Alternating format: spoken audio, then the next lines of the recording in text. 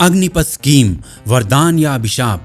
आज पूरा देश इसी प्रश्न का उत्तर ढूंढता दिख रहा है, पर इस प्रश्न का उत्तर छुपा है एक दूसरे प्रश्न में, देश या देशवासी। क्या कोई स्कीम देश के लिए अच्छी हो सकती है जिस पर देशवासी हंगामा मचाएं? अग्निपथ में आपका स्वागत है। अग्निपथ स्कीम के आते ही वो सभी लोग जो भारतीय सेना को किसी ना किसी समय पर किसी ना किसी तरीके से बैड लाइट में दिखाया करते थे, वो सभी के सभी आर्मी के हितैषी होते हुए दिख रहे हैं आजकल। एयर स्ट्राइक या गालवान पर सेना को झूठा बोलने वाले लोग हों। What did we really attack? Did we really kill 300 people? I don't know that. As a citizen, I'm entitled to know.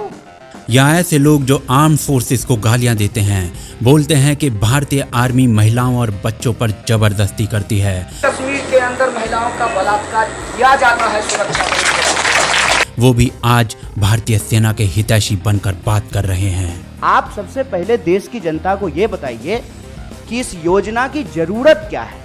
उससे पहले क्या आर्मी में लोग बहाल नहीं होते थे? प्रियंका गांधी ने कहा कि सरकार की ये स्कीम आर्मी को बर्बाद कर देगी, पर आर्मी चीफ का कहना है कि ये स्कीम तीनों सेनाओं के चीफ और पूर्व सीडीएस बिपिन रावत जी ने मिलकर तैयार की थी।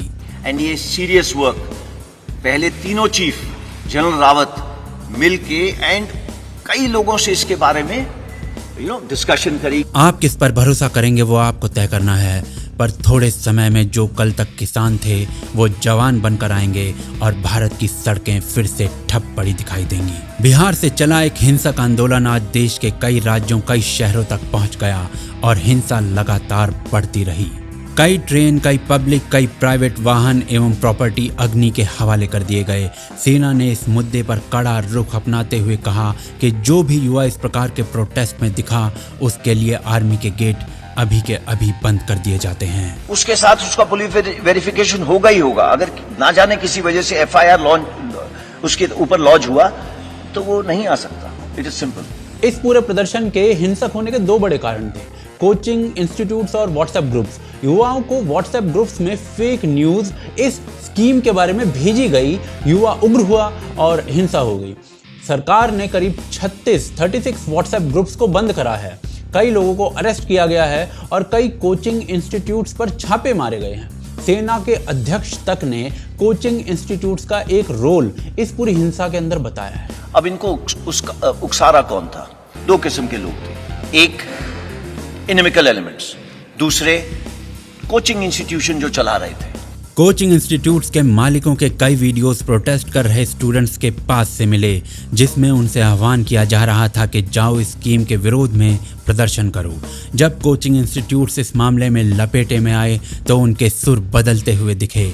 उन्होंने कहा किसी को स्कीम पूरी तरह से नहीं पता है और ना ही किसी ने बताने का प्रयास किया। स्कीम के बारे में ना पता होते हुए भी प्रदर्शन करने का आह्वान किया गया कोचिंग इंस्टीट्यूट्स के द्वारा। देश और देशवासियों के बीच फंसी स्कीम का भविष्य क्या होगा, वो भविष्य निर्धारित करेगा, परंतु इस पर भारत का भविष्य कैसे टिका है वो जानेंगे आज द रेड फाइल्स में।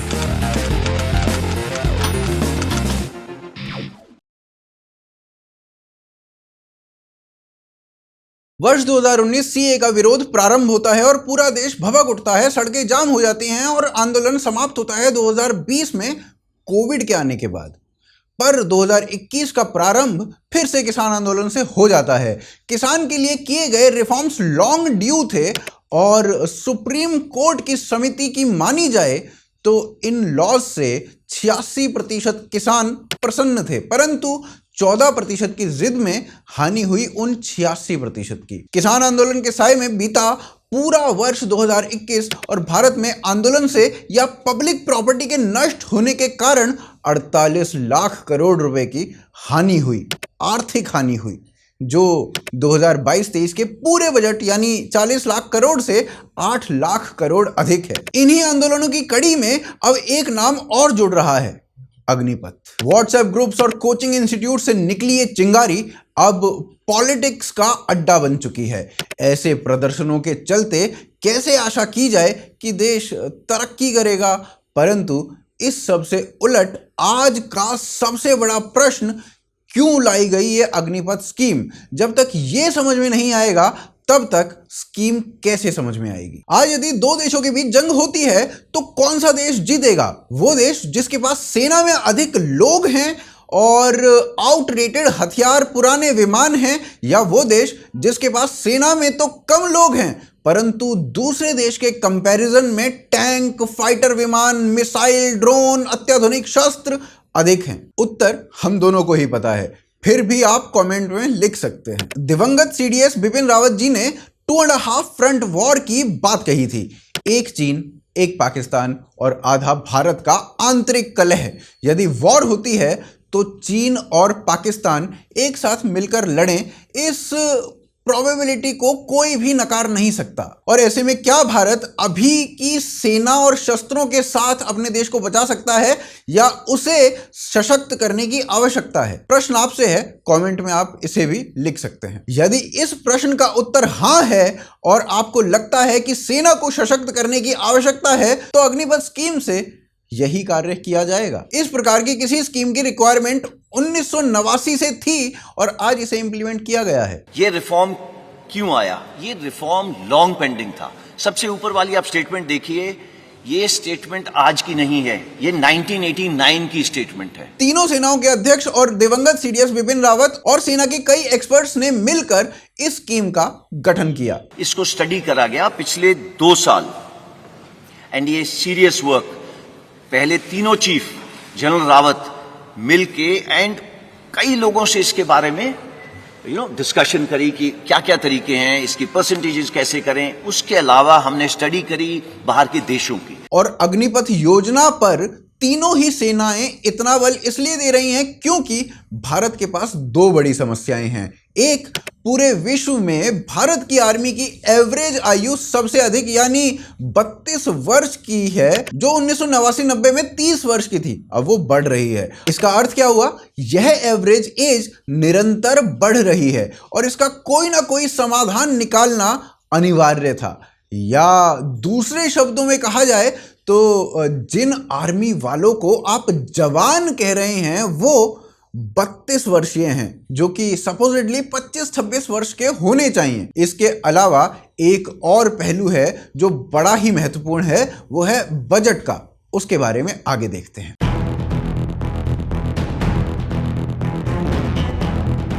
भारत एक डेवलपिंग नेशन है और उसके पड़ोसी चीन और पाकिस्तान हैं। अत्याधुनिक हथियारों से लैस चीन की आर्मी पाकिस्तान के साथ मिलकर बहुत बड़ी फोर्स बन सकती है। भारत, जिसका डिफेंस बजट मात्र 5.25 लाख करोड़ या 70 बिलियन यूएसडी का है, वहीं चीन का डिफेंस बजट भारत से 3 गुना अधिक 200 बिलियन यूएसडी का है। पिछले वर्ष चीन ने अपने वार्षिक डिफेंस बजट में 7% की बढ़ोतरी की थी। चीन के पास 3500 tank, 33,000 armoured vehicle, 3800 self propelled artillery, 3600 towed artillery और 2650 रॉकेट प्रोजेक्टर्स हैं। वहीं भारत के पास 4,292 tanks, 8,686 armoured vehicle, 235 self propelled artillery, 4,060 towed artillery और 266 रॉकेट प्रोजेक्शंस हैं। चीन के पास 21,83,000 का एक्टिव आर्मी पर्सनल है, जिसे चीन के जो शासक हैं जिनपिंग, उन्होंने 10 लाख से नीचे लाने का वो प्रयास कर रहे हैं। इसके अलावा 5,10,000 का रिजर्व ट्रूप है। दूसरी ओर भारत के पास 14,44,000 एक्टिव पर्सनल्स हैं और 21 लाख रिजर्व ट्रूप हैं। यदि दोनों को जमा कर लिया जाए तो चीन के पास 26 लाख के आसपास आर्मी मैन हैं, जो वो 15 लाख करना चाहता है, और भारत के पास 35.5 लाख। जंग योद्धाओं से जीती जाएगी या शस्त्रों से? फैसला लेने की घड़ी आ गई थी। भारत का डिफेंस बजट 5.25 लाख करोड़ का है, जिसमें 1.2 लाख करोड़ पेंशन का व्यय है। पूरे बजट का लगभग 23% हिस्सा सैलरी और पेंशन को मिला लिया जाए तो पूरे बजट का लगभग 55.5% हिस्सा चला जाता है। कैपिटल रिक्वायरमेंट में लगभग 30% बजट का भाग चला जाता है और 15% बचता है, जिससे आपको शस्त्र खरीदने हैं और बाकी अन्य कार्य करने हैं। यदि इसे भारतीय आर्मी के परिप्रेक्ष्य में देखा जाए तो स्थिति और भी गंभीर हो जाती है। सैलरी, पेंशन देने में भारतीय आर्मी अपने बजट का, टोटल बजट का करीब 71% हिस्सा जो होती है वो व्यय कर देती है। वर्ष 2010-2011 में ये पूरे बजट का 60% यानी 60% हुआ करता था, जबकि डिफेंस बजट भी कम हुआ करता था। अब 71% है, 71% है। प्रॉब्लम निरंतर बढ़ रही है। आधुनिकीकरण जो है उसका स्कोप ही कहाँ है? चीन के टैंक से भारत का जवान कैसे लड़ेगा? प्रश्न उठता है कि भारत को ताक पर रखकर इसी प्रकार से रिक्रूटमेंट जारी रहे या समस्या का समाधान ढूंढा जाए, और यदि समस्या का समाधान ढूंढना अनिवार्य है तो क्या भारत उसके लिए तैयार है? जानेंगे आगे। देश बदला, विश्व की आर्मी बदली और आर्मी की जरूरतें बदली। भारत की आर्मी की भी जरूरतें बदली, परंतु भारत की आर्मी उन जरूरतों को पूरा करने के लिए स्टेप्स नहीं ले पाई। पॉलिटिकल विल हो या नेसेसरी स्टेप्स, दोनों ही नहीं लिए गए। भारतीय सेनाओं ने अब क्लियर कर दिया है कि आप जितना मर्जी विरोध दर्शा लो, भर्ती केवल और केवल अग्निपथ योजना के अंतर्गत ही की जाएगी। ये इसके लिए ओवरनाइट सोल्यूशन नहीं है, coming to roll back of the scheme, no. Process 24 जून से प्रारंभ भी हो जाएगा। पूरा जो प्रोसेस है वो अफसर रैंक के लिए नहीं है, केवल सिपाही नायक इस लेवल के लिए है। ऑफिसर रैंक के लिए जो भी पहले जैसा प्रोसेस था वो प्रोसेस ज्यों का त्यों बना रहेगा, लेकिन जवान या सिपाही की भर्ती अब इसी प्रोसेस से की जाएगी। इसमें पहले 4 साल 46,000 भर्तियां पर ईयर की जाएंगी, 5वें वर्ष में 90,000 भर्तियां की जाएंगी और 6ठे वर्ष में 1,25,000 भर्तियां की जाएंगी। 17.5 से 21 वर्ष तक की आयु वर्ग के लोग इसमें अप्लाई कर सकते हैं, जिसमें पहले वर्ष के लिए 2 वर्ष का रिलैक्सेशन दिया गया है, ताकि जो कोविड की वजह से मिस आउट कर गए थे लोग वो इस वर्ष अप्लाई कर सकें। परंतु इसमें विरोध है कि 2019 में जो फिजिकल और मेडिकल हुआ था उन लोगों की तो भर्ती उसी अनुसार की जाए, परंतु आर्मी का कहना यह है कि कोविड में मेडिकल और फिजिकल दोनों ही कंडीशंस सभी की बदली हैं, तो प्री कोविड और पोस्ट कोविड एवेल्यूशन एक जैसा नहीं हो सकता। दोबारा टेस्ट लेना पड़ेगा, तभी पता चलेगा। बात आर्मी से कॉम्प्रोमाइज की है। देखिए, आप में से अगर मैं पूछूं ना कोविड के शिकार कितने हुए हैं, तो मैं पूछना नहीं चाहता, बट आपके कई सारे हाथ उठेंगे। उस कोविड की वजह से क्या आपकी शरीर में नुकसान पहुंचा है, हमें नहीं पता। हमने 1.25 साल से तो किसी को देखा भी नहीं है मेडिकली। सो ये सब चिंताएं हमारे पास हैं। आफ्टर ऑल हमको आगे लेके किनको जाना है? फिट पीपल को, डिसिप्लिन पीपल को। डिसिप्लिन तो हम करवा लेंगे, बट फिट तो अपनी अंदर की शक्ति है। इन भर्तियों के बाद 4 वर्षों तक आपकी परफॉर्मेंस को देखा जाएगा और जो भी 25% मोस्ट कॉम्पिटिटिव लोग होंगे उन्हें ही परमानेंट किया जाएगा। सबसे बड़ा प्रश्न वो जो सभी पूछ रहे हैं कि 75% का क्या होगा, तो वो 75% यानी 34,500 लोग वापस आकर सिविलियन का जीवन व्यतीत करेंगे, जैसे अभी भी आर्मी के नॉन कमीशन लोग कर रहे हैं। फर्क ये है कि अभी नॉन कमीशन वाले जो लोग आते हैं आर्मी छोड़कर, वो 38 से 40 आयु वर्ग के रिटायर होते हैं और अब 21 से 25 आयु वर्ग के रिटायर होंगे। कई रिपोर्ट्स बताती हैं कि 40 वर्ष के व्यक्ति को कोई भी कॉर्पोरेट हाउस या कोई भी राज्य सरकार जॉब देने से हिचकिचाती है और ये स्वाभाविक भी है। इसलिए नॉन कमीशन वाले जितने भी रिटायर्ड आर्मी के लोग आपको दिखाई देते हैं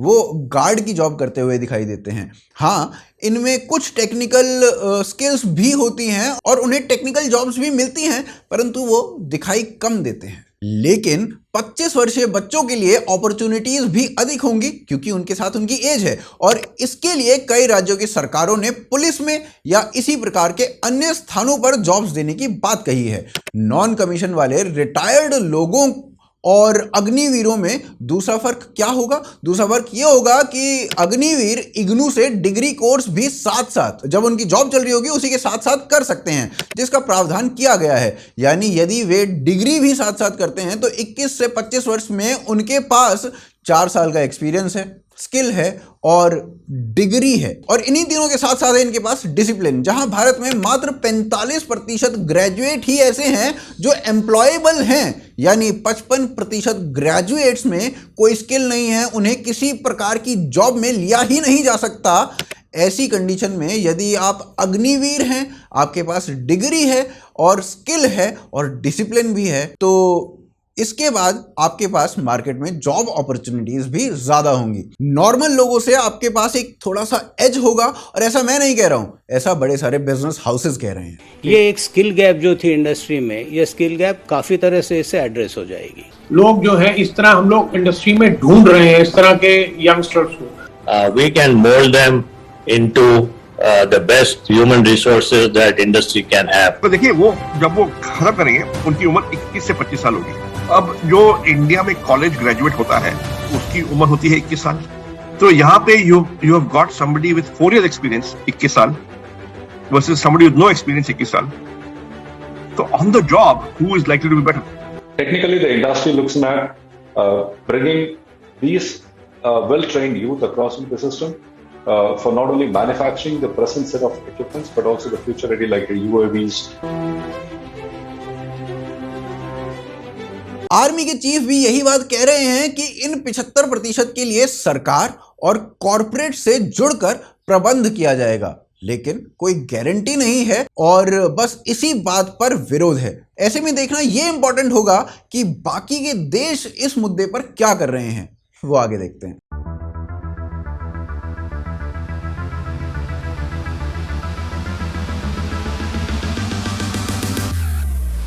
वर्ष 2003 चीन ने डिसाइड किया कि अपनी 25 लाख की सेना को 10 लाख से नीचे ले आएगा। सेना में रोबोट्स और आर्टिफिशियल इंटेलिजेंस का प्रयोग करके उसे हाईटेक करेगा। China is deploying robotic weapons along the border with India. चीन भारत के युद्ध में चीन से रोबोट लड़े और भारत से इंसान, तो सोचिए क्षति किसकी होगी। वर्ष 2012 ब्रिटेन ने अपने सैन्य दल को 20% से घटाकर 82,000 कर दिया और अब उसे और अधिक घटाकर 10,000 करने का प्लान है। यूनाइटेड किंगडम ने 23 बिलियन पाउंड की फंडिंग की है, जिससे स्पेशलाइज्ड एरियाज जैसे कि national cyber force, autonomous weapon systems और स्पेस की डेवलपमेंट की जा सके। वॉर लोगों से नहीं, टेक्नोलॉजी से लड़ी जाए। रूस ने भी अपनी सेना का विस्तार घटाया है और टेक्नोलॉजी पर भरोसा दिखाया है। यूएस ने भी अपनी सेना को काफ़ी कम किया है और कहा है कि कम सेना का अर्थ कोई ये ना समझे कि फाइटिंग कैपेबिलिटी कम हो गई है। भारत की सरकार और सेना ने भी उसी प्रकार से अपने आप को हाईटेक करने का निर्णय लिया है। जो पैसा सैलरी, पेंशन में जाता था वो ISR यानी कि इंटेलिजेंस, सर्विलियंस या reconnaissance, unmanned systems in space, cyber space capabilities में खर्चा किया जाएगा और टेक्नोलॉजी इम्प्रूव होगी इसके कारण। ये वैसा ही है जैसा जब मिल में मशीनें आई थी तो भारत में फिल्में बनी थी कि अब मजदूरों का क्या होगा, और मशीनों ने प्रोडक्शन और एम्प्लॉयमेंट बाद में दोनों ही चीज़ें बढ़ाई थे। विश्व के ऑलमोस्ट हर ताकतवर देश ने अपनी आर्मी के साथ ऐसा करने का फैसला लिया है। भारत इस दौड़ में पीछे रहे और भारतवासियों की मांग को पूरा करे, या भारतवासियों की इस मांग को पीछे छोड़कर इस दौड़ में आगे बढ़े, ये फैसला भारतवासियों को लेना है। अग्निपथ स्कीम के लिए सेना के लिए किए गए वो रिफॉर्म्स जो 1989 से अभी तक रुके हुए थे, अभी ये हुए हैं, तो उससे कुछ परेशानी आएगी, परंतु भारत के लिए शायद यही सही है। आप हमें हमारी डॉक्यूमेंट्रीज के लिए सपोर्ट कर सकते हैं, लिंक नीचे पिन कमेंट में और डिस्क्रिप्शन में दिए गए हैं। साथ ही पेट्रियन पर भी आप हमें सपोर्ट कर सकते हैं। जय हिंद, जय भारत।